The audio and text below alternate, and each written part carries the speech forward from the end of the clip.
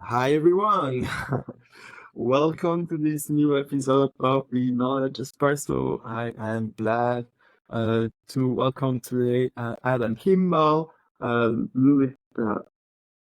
Louis. I'm Tesfaye. Tesfaye or That's perfect. Tesfaye? That's fine. Yeah, you got it. Tesfaye. And Limit Meta. Today for this new episode of the Knowledge Espresso. Before introducing the speakers in more details, I will say a few words. So we're relaunching the Knowledge Espresso. We're hopefully upgrading production. We are now sponsored by the National Science Foundation under the Proto-OKN program. So we will have my video. Hi. We will have a number of episodes at least monthly, and we will alternate different types of talks. Especially, we will have different talks from the open knowledge networks, different open knowledge networks project. Equally important, I need to mention is the Knowledge Wrap Conference upcoming on May 6th. Still some in-person tickets are available. Hurry up. This is not guaranteed that will be the case for long. And we have an amazing program that's published this week. So if you haven't seen the program, check out our website. It should be there. You can search the topics, etc., etc. And yeah, I think I've heard that Craterhead has discount codes for their friends. So maybe if you're nice to them, they'll give you that. And without further waiting, let's start our conversation about trends and predictions around knowledge-centric AI and semantic technologies for 2024. So going back to our wonderful panel, we have Nimit from Top Quadrant, Louis from Enterprise Knowledge, and Adam from Applied Graphs. Applied Graphs. Adam, do you want to start and introduce yourself? Yeah, totally. And Thanks for having me. works. Yeah, awesome. My name's Adam. I work for a company called Applied Graphs, a little boutique consultancy, helping people operationalize knowledge graphs, kind of move them from POC world into production, get the most out of them, align data, solve problems, and just work through cool issues. So happy to be here. Welcome, Louis. Thanks for having me, Francois. My name is Lulit. I'm a partner and vice president of our knowledge and data services here at Enterprise Knowledge. I am lucky enough to spend my day with a group of brilliant graph engineers, semantic engineers, and knowledge and data management professionals. And over the past few years, I've had the opportunity to be a part of, just within Enterprise Knowledge, working through 50 to 70 graph / semantic modeling, data modeling implementation work. Some of it involves a lot of AI integration. So I'm excited to be here and to learn from this panel. I know we work with Nimit on a few projects together. We partner in this phase as well. So excited for this conversation. So thanks for having me. I'm very excited, feel lucky to share the stage with these two alongside you, Francois, as well. Two practitioners that are just really about putting semantics to work and drive real outcomes. I'm Nimit Mehta, I'm CEO of Top Quadrant. We're an enterprise data management company focused on helping the largest enterprises in the world get the most value out of their data. And we have a technology that we do it by, which under the hood is the industry standard for ontology management, ontology and semantic management modeling, creation, and collaboration, called Top Right Edge. I'm excited to learn more. Thank you, Nimit, and thank you all for being here today. I'm nervous to be, moderating such a panel. We had a great prep call earlier this week where the discussion was actually exciting, and if you remember, we say we should have recorded that and start with publishing that. So I hope we can recreate that enthusiasm and excitement around the discussions we had.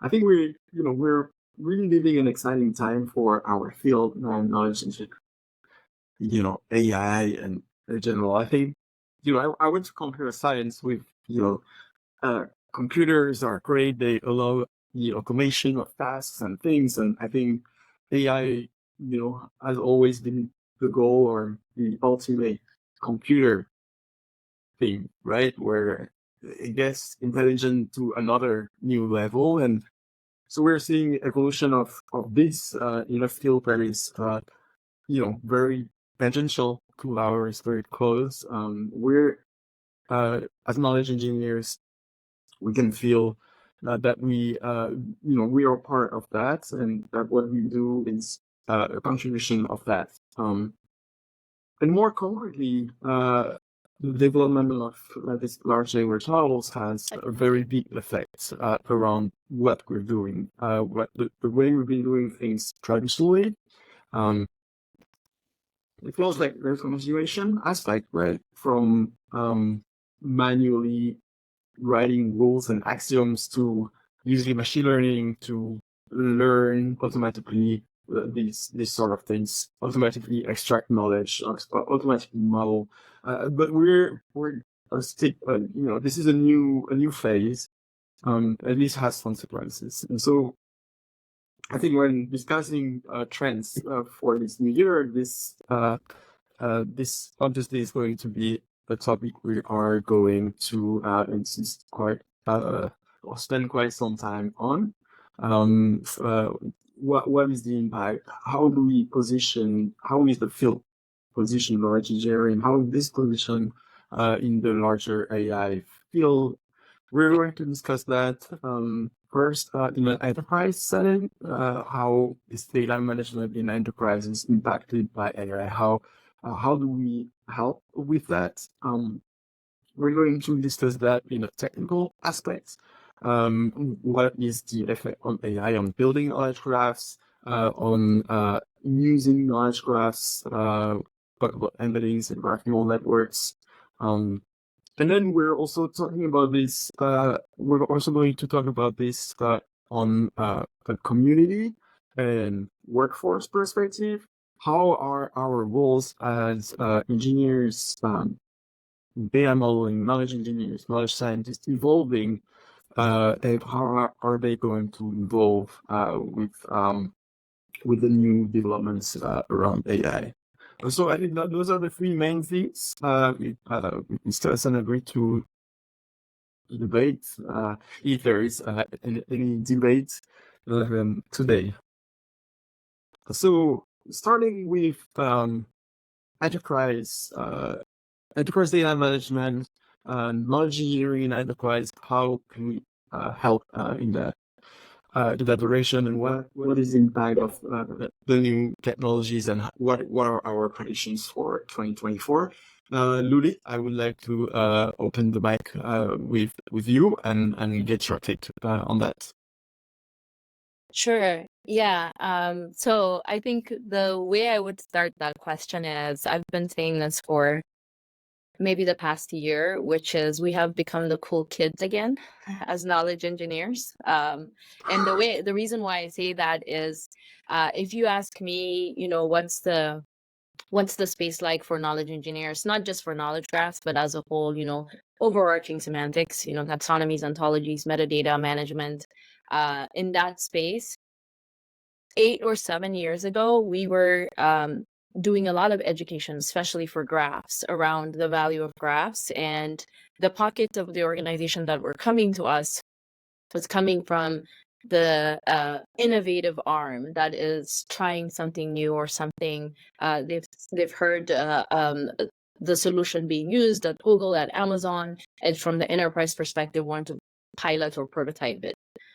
Fast forward around the 2020-21 timeframe, that request started shifting, I think aligned with the role of the CDO coming into play. these requests now started coming to us. The clients that came to us were coming from the CDO office, and it was becoming, and this is right around the time Gartner dubbed it the data fabric, data mesh, that time frame, where we started seeing a shift within the data analytics team, the data engineering group, around the focus on semantics, the focus from the data itself to metadata. And that's where, the helix of metadata, using graph to connect metadata, started coming into play, at least just from the experience that we've had, the requests that we get, the clients that we've been working with over the past 10 or so years. Now, I think we all agree there's the semantics and graphs have been around for decades, but I think the driver is AI. That's pushing these teams to, those teams, the data science teams that have been experimenting, exploring, now are reaching a point asking the questions of, how do we engage the business? What does this thing really mean? What does this revenue mean for this part of the organization versus that? So the definitions around metrics is one big use case that we've been seeing for the data teams around why leveraging graphs and semantics is becoming top of mind. But in addition to that, the ability of graph to aggregate stuff, not just structured data, right? Unstructured part of the world, pulling all that together. With the shift to data lake, data warehouses, people got everything in one place physically, but they still could not connect or understand how something is related to another thing. So this is the most exciting part for us right now. The projects, the nature of projects that we're working on are getting a balance between knowledge and data teams. Before, we were the librarians, the nerds that are focusing on semantic web standards. Now the data team is coming into this play, looking for how to integrate, data products, or how to define data products, how to standardize data products using semantics and using graphs. This is a big trend that we're seeing in the work that we're doing right now. And I think the data team is seeing a lot of value in, data science workflows, leveraging graphs to disambiguate, to contextualize, especially when you have known facts that you can start with. These are the projects that we're working on and how they've shifted. Entity resolution is another one where graph is being embedded as a part of that. So that's what we are seeing, but would love to hear from Adam and Nimit too, if that's something that you are seeing as well, especially in the production space of getting graphs to production. That sounds great. Thank you for that. Adam, Nimit, what's the start? I'll jump in. I had this amazing experience a few weeks back where I came into my office and I got Llama, like the 7 billion, parameter Llama model running locally, on my computer, kind of turned Wi-Fi off, like literally, turned all the networking off, and like had a talking, knowledgeable thing running on my local machine. It was this kind of like, seriously, it was like a surprisingly like different moment to do it, because we often think about these models out in the cloud, just tens of thousands of GPUs being run and all sorts of magic. Like, this is software running on people's computers. And it was astonishing in another way too, which is like, it was like, man, it's hard to coax actual structured knowledge out of a large language model. Like, most of us are not looking for more unstructured data, right? It's like, we want to kind of use unstructured queries to that data, but we're not really looking forward to getting unstructured data back out of the large language model. And I think everybody who is looking at AI is feeling the same combination of things, which is like, oh my God, this is a totally new moment. Like, I don't know what we can compare it to. Like, is this the beginning of, modems and connected computers? Is it, as big as the computer itself? Like, where are we in the technology kind of horizon? It's a massive moment. And the next question is, okay, so how do I use it to solve some major problem that I've got? And this is where I feel like every business is right now and what they're trying to focus on. And I'm seeing most businesses get down to a couple of major problems there that they want to try to solve. One is they want to kind of get rid of complicated user interfaces that make it really hard for people to do things that they want to do kind of regularly. Like I'll ask you to like think about the last time you went into an advanced search and tried to set up Boolean operations to say, I'm looking for one of these or one of those, but if it's one of these, I need one of those. Like those sorts of UIs, 2% of the users actually use. 85% would like to use them, but simply don't take the time, don't want to take the time to do it. I'm like almost always part of that 85% that would like to use them that don't. If we can put natural language interfaces on that sort of stuff, like the game changes. But now the question is, okay, how do you put a natural language interface on your query and ground it out to something meaningful so that the software can respond to it, right? It's just like this magic trick of getting text coming out. Like that's not what we're looking for. Right, we want to ground to other sort of terminologies. We want to find the facets maybe that are there. Like we need to pull out the fact that it's a green T-shirt and not it's a green, and it's something else, right? So how do we ground data out? How do we use natural language in order to get new information out of it that the computer can use? I think about Juan Cicada and Dean Alamang's kind of paper from earlier in this year where they were comparing the way in which question answering, essentially like query generation between relational databases and graph databases, showed just this inherent kind of difference. Like you give an LLM an ontology and you ask it to write a Sparkle query, or you give it a DDL and ask it to write a SQL query, you get better results on the graph. Like we have these intuitions. I think all of us that have been in this field have these very strong intuitions that we're going to get this like warp speed increase when the LLMs begin to consume the knowledge graphs and be able to work on it. So just saw another interesting article from the folks at Stardog talking about the same thing too. It's like, how do you stop using RAG and how do you start turning the questions into queries against your knowledge graph and getting the answers back out? I mean, all of us are swimming in it. It's an awesome subject, and it'll be amazing to see kind of where we go over the next year. I think it's going to go fast. Yeah, just to kind of hook into a number of things that both of you just said, not to repeat, but like we are in a stage, we're talking about assistance and AI that's actually enabling us to do things better, faster. We can all see the promise of it. And what's exciting about it is we look across the enterprise as the Fortune 50 or company so that we work with, and we're dealing right now in terms of the maturity curve of generative AI, especially enterprise-specific generative AI. It's like a 3-year-old. In terms of thinking about a true assistant that you want someone 30 to 40 years old, like we're at, very early days.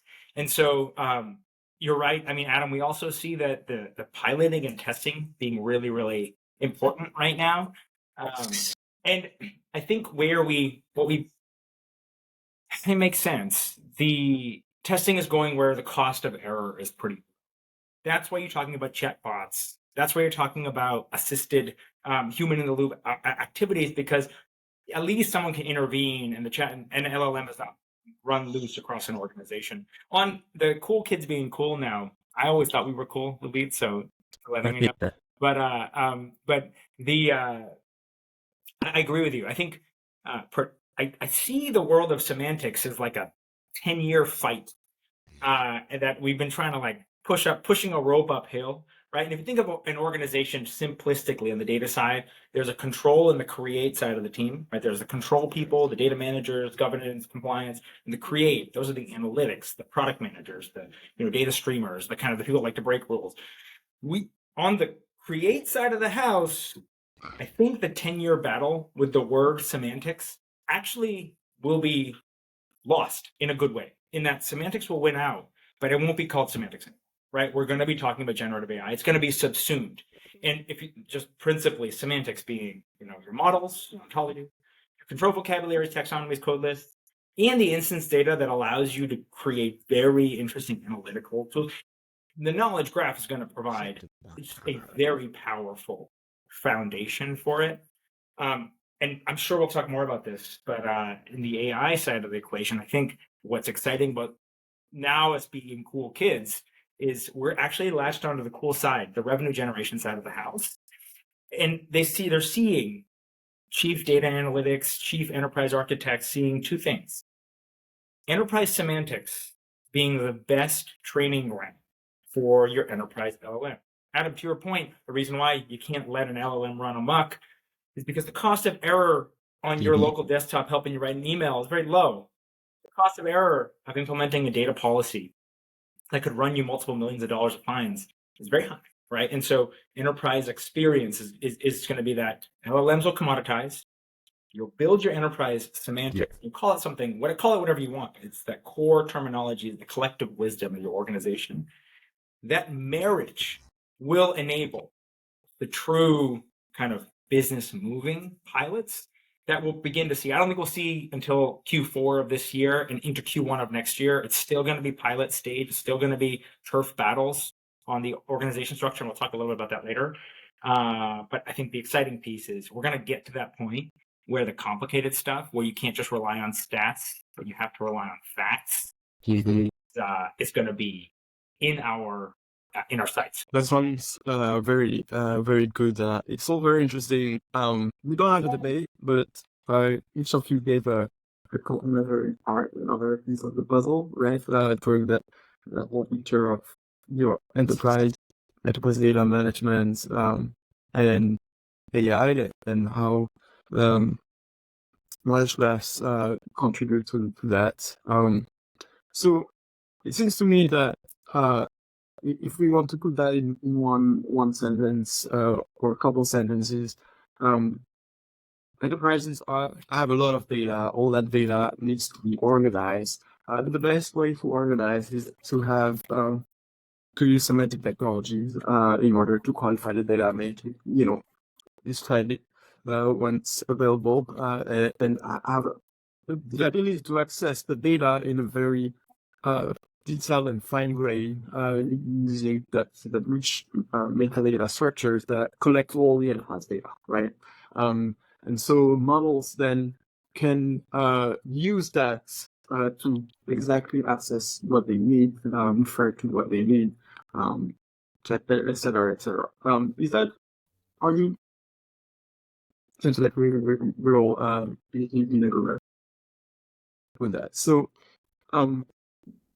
now maybe insisting a little more on the models and the evolutions of models. As you said, they are 2 or 3 years old babies right now, right? And so in 10 years, if we project us, I know we're here to talk about 2024, but in order to I think it's good to have a vision, right? To do the right things for this next 10 months. Then consider where things are going and adapt to that, right? And that's quite useful. Yeah. So, what do you think in 10 years? I know we're not machine learning researchers here, but it seems that models, large language models, have a model of the world, right? So they have their own ontology. May it not be explicit, but they have a representation of the world given the data that they're learning on. I think we can assume that representation of the world will evolve towards something more and more advanced in terms of maybe they will be able to more and more explicit this. So can you see LLMs as evolving, and I think Luli somehow touched to that topic, evolving where there is no need for an explicit knowledge graph anymore because that is fully captured by the model when training on the data.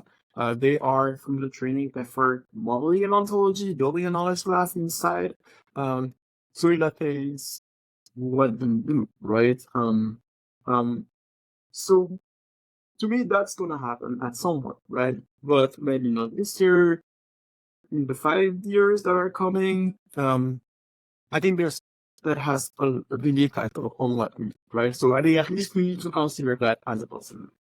So I would love to get your take on that. Could you say that again? You just say, like, the concern you have is that there'll be a generation of automatic generation of semantics. Is that kind of what you're saying? Right. The model. So everything that we do is we're discussing the capabilities of LLMs. We're using LLMs to build knowledge graphs because they're a tool that makes it easier to extract structured data out of unstructured and structured data, like to connect, to do entity linking, right? That's Luke mentioned. They're very helpful for a lot of tasks. Now, one can ask the question: well, at some point, maybe just the LLM training process will incorporate building a word knowledge, because the LLM is building the knowledge, the model of the word. Will it actually build, will that be a knowledge graph and a set of ontologies? And it will have that knowledge that will be structured enough so we can use it in a structured way.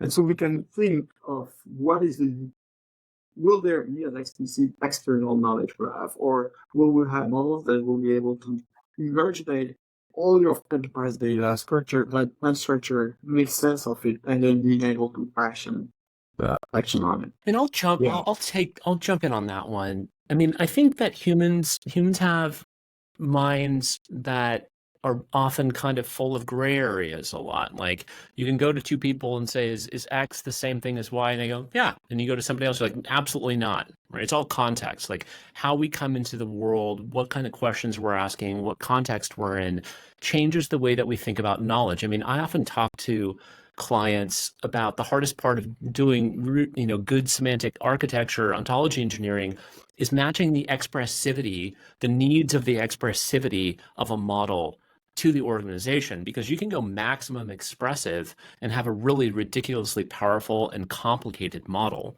a model that a lot of people are just never going to get, a model that's super difficult to operationalize, but that is truly expressive and gets all the details. Or you can have a very inexpressive model that everybody can pick up in 10 minutes. And finding the right place in that continuum is hard. I don't expect that knowledge graphs will ever be able to quite manage this expressivity continuum problem, right? It's because we come to them wanting to know things.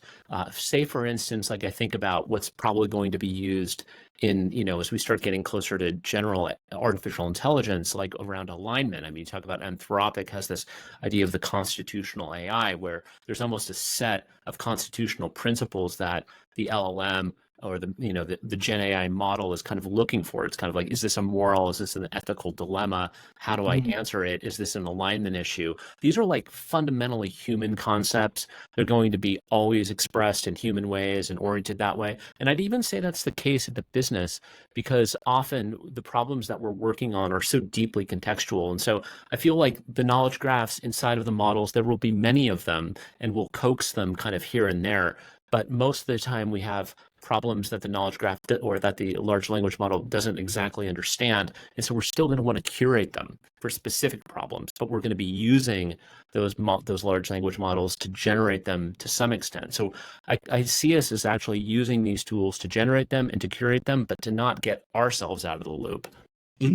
Yeah, I mean, just to hook on, it's the phrase, is a hot dog a sandwich? I think about that.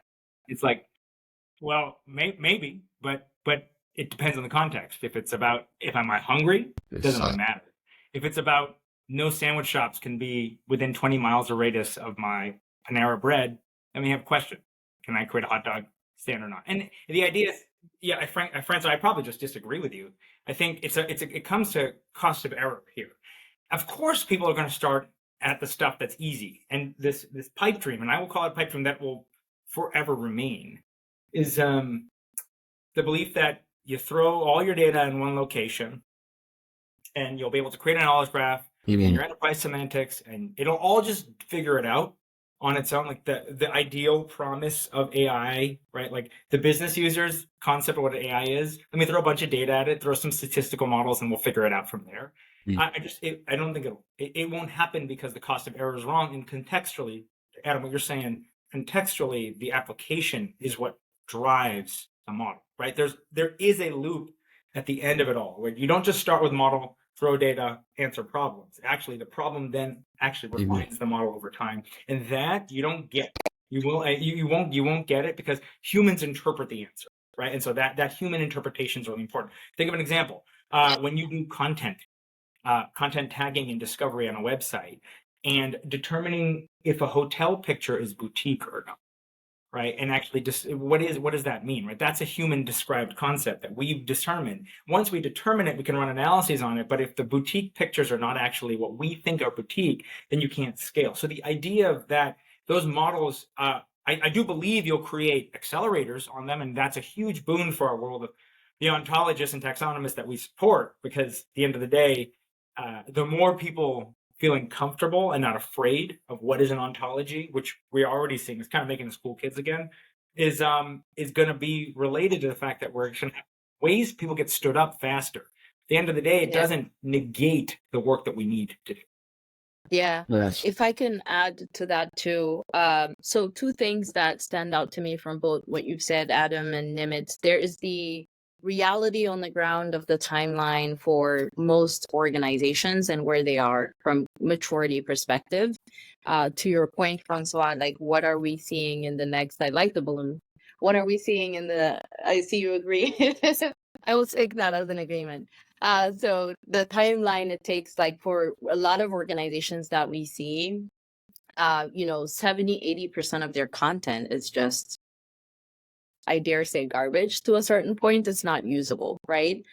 So thinking about like, how do you use that to extract explicit relationships or inferences, things that we know, I think we have a little bit of a leadway, like there's a little bit of time required to get to that. And to Nimit's point, the age-old knowledge management problems of like tacit knowledge, keep that knowledge, that interpretation that we have in our head. This is part of the work that we do, which is how do we capture, I'll give you an example. One organization we work with, their primary problem is they have AI teams, but they also have a retiring population. And they are looking to answer, it's an engineering firm, what kind of paints did we use for this machine in 1956? As you can imagine, like there's a lot of tacit knowledge, there's a lot of RAG you can do with the project data or whatever you have that you can scan and you can extract.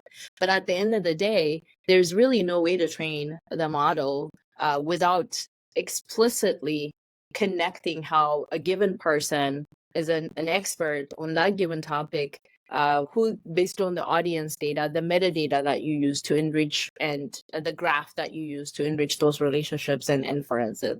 So at the end of the day, there's that aspect of knowledge capture that graphs has been explicitly been enabling, right? Capturing facts that we know.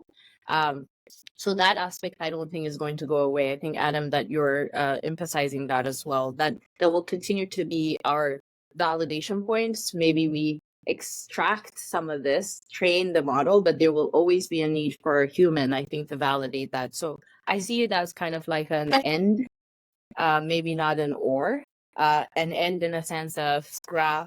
AI will accelerate the development of graph creation. We have a couple of POCs that we're working through with some of our clients on that right now, but it is in tandem with the human factor of, explicitly defining what that looks like. Actually, a question for you. So just how are you seeing the change of the work, the role of the human, right, in this will change? To throw Francois off the bone, I don't believe the roles are static, right? We'll have to change at some point.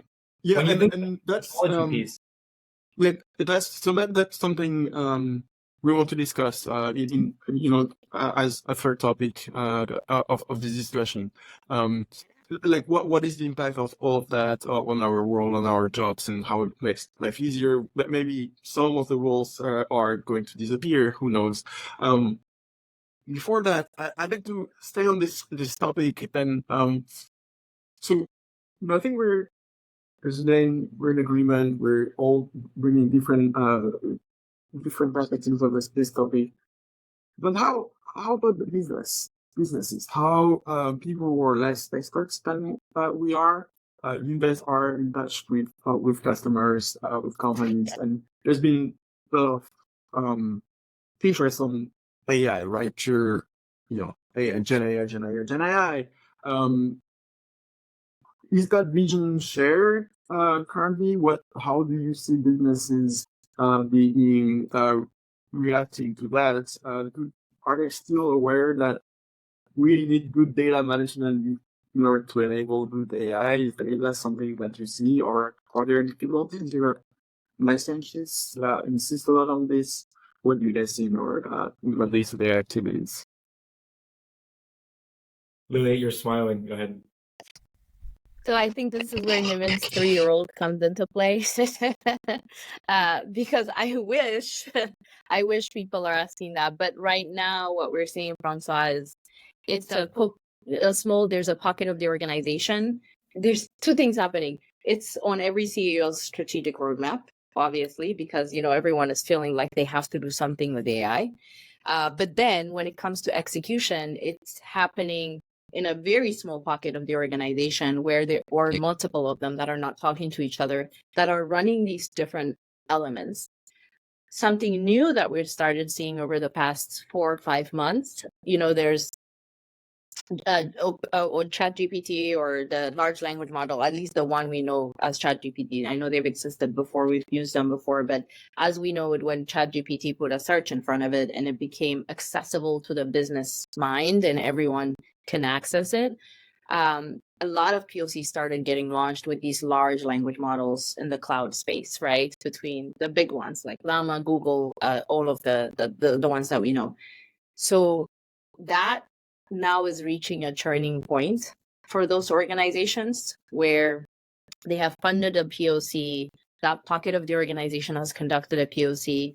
For the low risk ones, they are supporting some production, customer service, call center pieces. But when it comes to these highly regulated institutions, a financial firm that we're working in, for instance, it just dropped, right? Like, where do we go from here?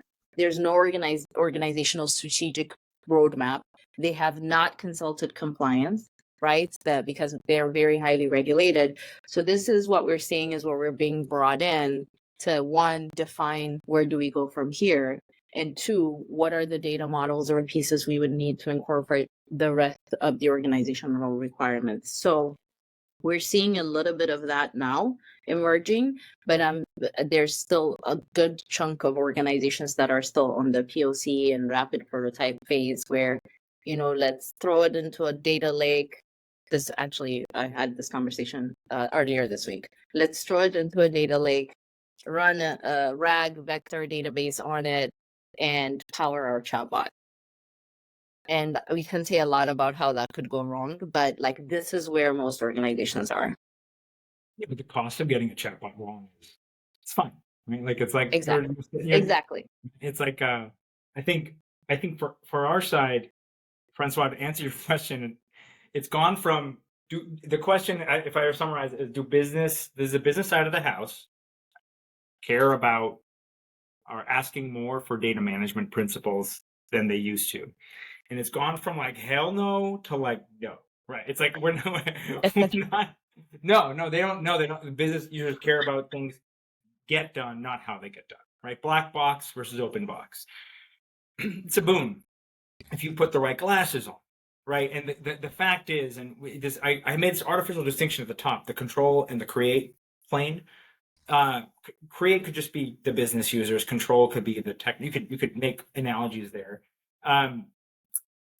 The ability to make the case that promise of AI that you and your CEOs and the boards are all asking for requires all the work that we do in the world of semantics.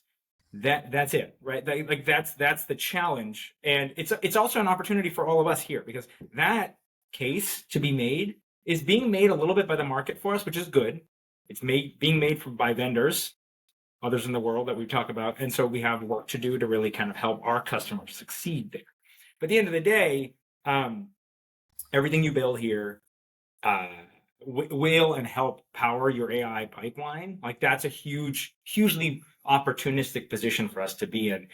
If there's any advice for the folks listening, tying yourself to the analytics teams that you're supporting, being viewed as a service to them, because the folks are actually super valuable to your organization, and they're getting a lot of pressure to execute, and being able to be teammates with them. That's where you end up seeing things like data as a product increasing. That's where you see things like data services and data hubs becoming important, because you're serving real value to the creators in your organization. And if you can be tied to them and viewed as their, not here's how it gets done, it's I got it done, your opportunity is endless. And that's actually, frankly, where we see, if we were to predict for this year, that's where POCs turn into actual outcomes. Because we have 7x the number of POCs. This is a POC year, pilot year. In the end of the day, what will shake out? Nice. And I'll just add one thing to it, like when it comes down to what I feel like a lot of people are trying to get out of AI right now is they're often just trying to match things, right? This RAG over the data lake thing is like, it's better than what you have now, which is often nothing, right? Or some sort of text index over that thing. But as soon as people go a little bit further than that, they start turning up these matches, and the matches are like close but totally wrong, right? I remember looking at an example of a large semantic search over Wikidata, and I just kind of was poking around. It's like, okay, well, what's really similar to the Goldberg variations, the famous recording of Bach, and it came back with Bach, and it's kind of like, well, I don't think that's actually like that's a person and that's a score of music, like not very similar at all, right? And likewise, this happens in RAG in 1,000 ways because they are similar. They just miss the mark on the most important thing. Like they're similar in the details. They have all of the oddball, words and oddball structures, but they've missed the mark on the main thing. And this just draws people back immediately. It's like, okay, well, why are these so bad?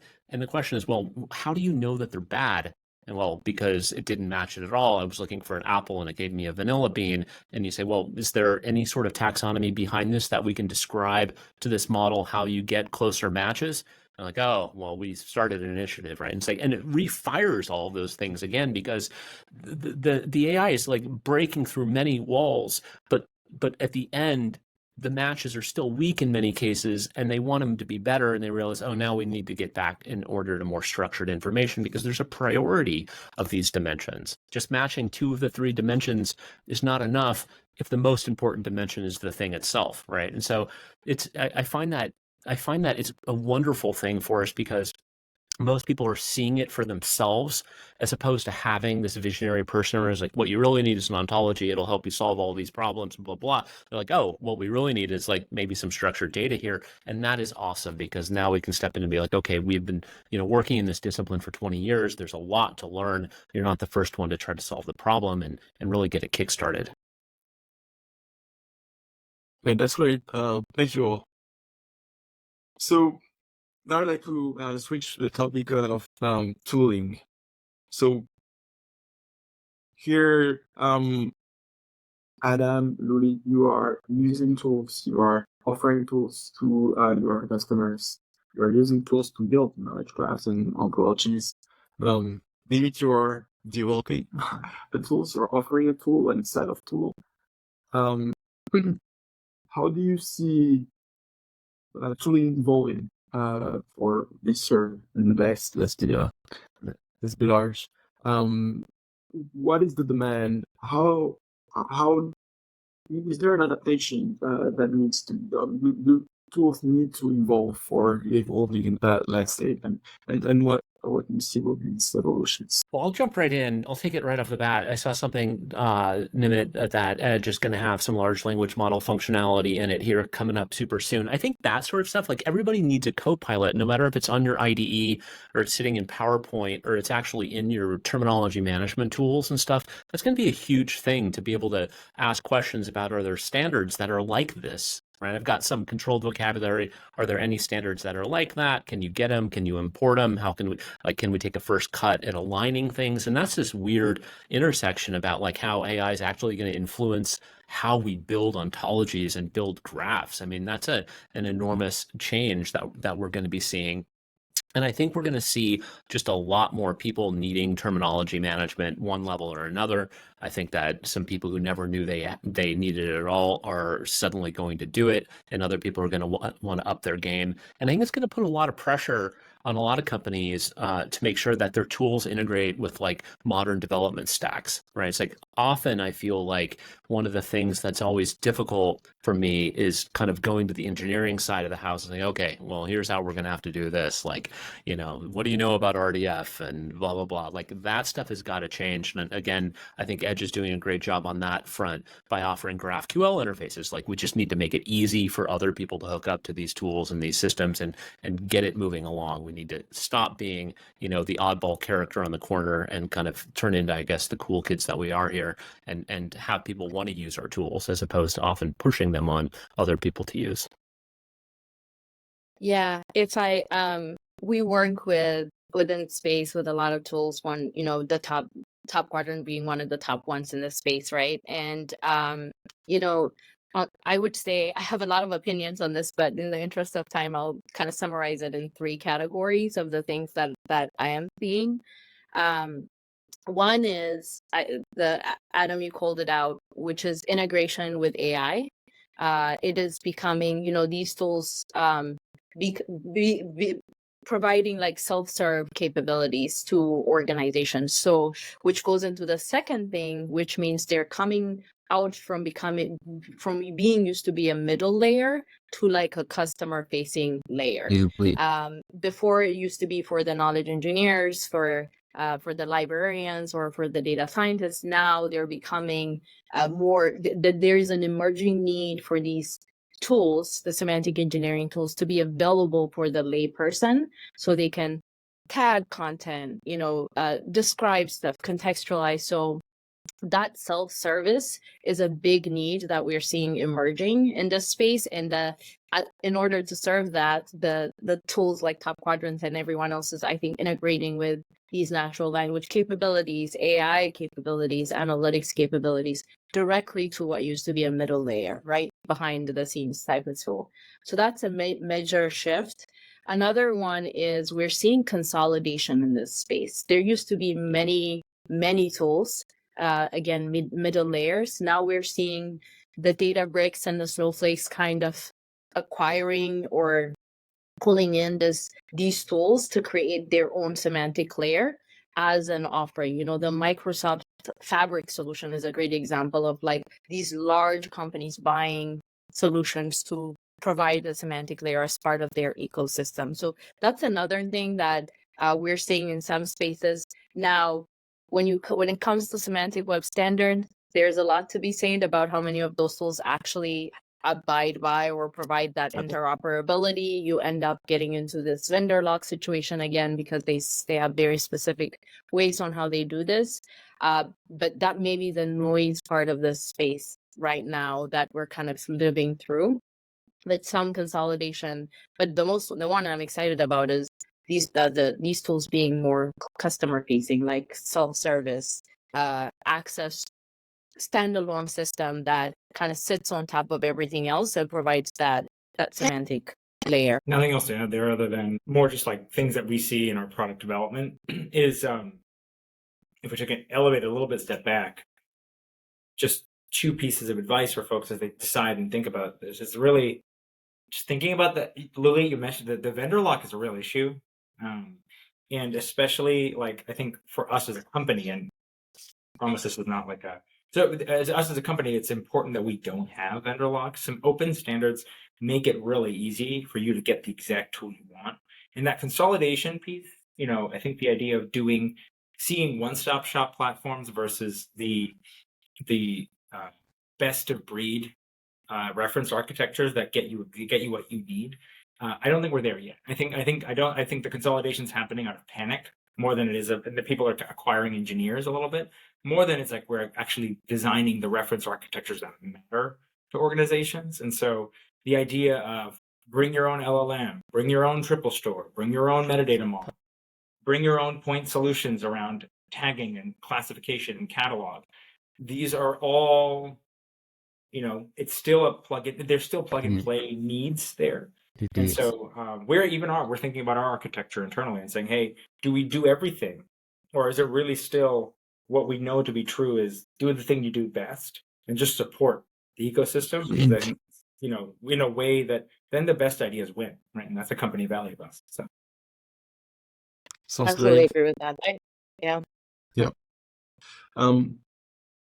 I would like to combine the things that we've discussed, right? So the tooling, the intervention, the tools becoming customer facing, and the automation that is enabled by new technologies. I think if we look at the role of the knowledge engineer or the ontologist, to be more even specific, it is between the technical, right? There's the technical aspect to it, mastering these keywords, the languages, these learning practices. And on the other hand, acquiring expertise of the domain that you're working, right? So there are some sort of translators that translating domain expertise into a specification, technical specification. How much do you think if we see tools being put directly in the hands of the domain experts, which are the users, what we're discussing here? How much do you think is that happening? How much can we abstract the technical aspects of ontology in that case? And that brings me back to Nimit's question about the role, right, of the oncologist. How is the role of the oncologist going to evolve in that perspective, right? So say we're able to abstract technical aspects and led by data, which contains knowledge participly, and led by tools that make the task easier. How much can we automate, and how much, what is the evolution of the ontologist, the role of the ontologist there? And maybe, Nimit, you were asking this question, so I assume you have some views on that. And you must, right, your company is building a tool that is meant for technicians, right? It's middle layer that Ludwig was saying. You also have end users, I think, tooling, but you must be thinking about that question hard, right? Like, what's the direction of the company? Yeah, I mean, I think about it hard mostly because like those are the people that when we entered this company, when we started building this organization, we're trying to give them the microphone. I have a take on it, but I really want to ask the ontologist on the call. I don't know. I'm a bad ontologist. You might be a good one. Adam is really an ontologist. So like, Adam, what's your take on it? Thanks for that. I think it's just going to be an intense multiplier of everything on the front of the ontology side. I mean, you're just going to get a lot more, probably starting out with controlled vocabularies and taxonomies, but you're going to get a lot more people building ontologies. They're not going to be doing the pizza, walk through an owl on Protege anymore. They're going to be generating things. They're going to be using large language models probably to generate the RDF. It's going to be a sort of like craziness where I think there's going to be just a ton of bad work being done over the next couple of years. But that's just the nature whenever technology opens up. It's kind of like you go look at the NPM repository for JavaScript. It's like it's tens of thousands of packages in there that you would never want to use for anything, right? And it's like, and that's going to happen. So what it's going to mean is that I think ontologists and others who've been around for a while are going to need to provide guidance and coaching and leadership and help people understand that like there really is a discipline here like that's been going for a little while. And so I think we're all going to be coaching more and patting people on the back and helping grow it. We're also going to be moving, I think, more towards alignment. Various vocabularies that came up from different people. There's going to need to be different forms of alignment. We're going to need to map things. We're going to need to come up with even, I think, vocabularies that describe like how the impedance mismatches happen between two vocabularies and when it's okay and when it isn't. It's just going to push us even more meta. I mean, but that's just the nature, I think, of what we do. It's like whenever there's another level of abstraction that we need to get to, knowledge engineers the first ones to go there. So I think it's just going to like lift the level of abstraction up from individual vocabularies to sets of vocabularies and the way that they connect to each other. One other thing that I'll say is like these large language models as an ontologist are amazing because you have like what feels like an unlimited number of kind of like so SMEs to talk to. It's a kind of an awesome thing. Like you can talk about any discipline you want, and you're getting like, they're talking some crap. Like you can't trust it all, but you know what? Humans do the same thing.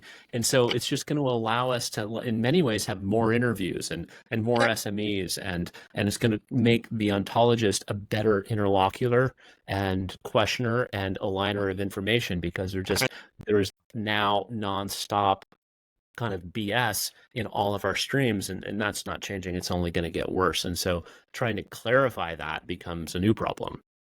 Yeah. If I can piggyback on that, because we see this a lot, and I learned that we have the largest number of ontologists at this point after Google and Amazon from people who used to work there. So that's a fun fact that I learned recently. But if you think about it, I think they're being challenged into spectrums, and we live this every day. The one spectrum is, Adam, what you were saying as you were talking about interviewing more needs more domain, which means ontologists would be required to be a little bit more business savvy and be able to explain and consult to solve the business problem without saying ontology. I think that's a very important thing to educate the business side about, or meeting them where they are and understanding how this, using analogies and ways to consult and develop an ontology and a solution that will solve the business problem. So that consultancy and the ability to be a business partner is going to be a big challenge for those people who are usually analytical and behind the computer. And that's a bit of a push that that I think is going to differentiate the ontologists of the future and the ontologists who are more very technical. On the other side of the spectrum is the ability to leverage capabilities with AI, right? To augment their ontology development, to augment implementation processes, to integrate ontologies within the whole data engineering and ML AI ops process. That's the other side of this, is upskilling beyond, Sparkle and OWL and RDF, but understanding the whole ecosystem that an ontology would be integrated in. Because I think in the past, ontologists have sat in a kind of like a silo, like providing things out there. We are seeing a little bit of the schema.org approach now kind of taking traction in some larger organizations, but nonetheless, this is where the industries, what we're seeing now is being able to support the overarching ecosystem and playing a role in that, right, in the ops process. So those are the kind of like the two spectrums on the business side and on the heavy technical side that I'm seeing. Yeah, the idea that ontologists are like everyone. I like this idea of like everyone will be pushed up a little bit more. Ontologists are going to need to, like, what's the promise of all what we do here is sharing, right? Like if we were to summarize in one word, it's sharing, right? That's what interoperability is about. That's what harmonization is about. That's what all this stuff is about. It's about kind of aligning, but really it's about sharing. And Luli, it's an interesting thing. I agree with you. The ontological approach tends to be in a corner somewhere with one or two business leaders saying, yes, I trust you. I have no idea what's happening there though. And so, yeah, this is the opportunity. The platform is the successful ontologist will elevate to being, I wouldn't say internal sales, internal communicators, and architects, right? So like the ontological, it's not going to be necessarily defining new ontologies. You will actually need to tweak, right? You will select. I think the belief that there's actually the best ontology that you will create by sitting in a corner somewhere is just not going to happen anymore. At the end of the day, there's going to be a lot more options for you to mold, tweak, create, and kind of design. I think alongside that, we already see it. There's domain ontologies that are succeeding. IDMP in life sciences world, they're getting traction because of the sharing ability. Sure, an organization is going to take that, create their own internal version, test against real data, identify outliers, anomalies, urgent trends, and data quality issues. At the end of the day, we did this in the taxonomy world. That the reason why code lists actually are valuable is because the harmonization is more valuable than creating bespoke terminology. And similarly, we'll see that as well. So the role of an ontologist will elevate to being an enterprise architect and a project lead. The role of a taxonomist will have to also do something similar. They'll have to elevate to ontologist and all the way down the chain. So now, I'm not saying everyone will get there. Some people will flounder because they won't be able to make those cases, but the winners will be doing that. And the idea is that if you can empower those people, they'll actually be those intermediaries that we've been needing for years to drive real outcomes. Well, thank you all. That was a fascinating discussion. And I think we're now coming at time. The discussion is coming to an end. So if I can outline the discussion, I think we are all very enthusiastic and excited about the evolution of the field. We see there's a very strong and stronger place taken by knowledge engineering. It's not like AI is going to wipe that discipline off. on the opposite, data needs to be structured more and more understandable in organizations in order to enable stronger AIs. And the tools are going to evolve in order to adapt to that landscape as well as the roles. We have a great discussion on that. I want to leave you each of you 30 seconds if you want to make what I just said in the conclusions. Anything to say? You don't have to say anything. No, just thank you. Go ahead. There's any I don't know. closing words Did you speak to me? Or did you speak to me or Lily? Limit. Okay, I'll go. Yeah, Thank go. you. Yeah, nothing else to add other than thanks to my my panelists.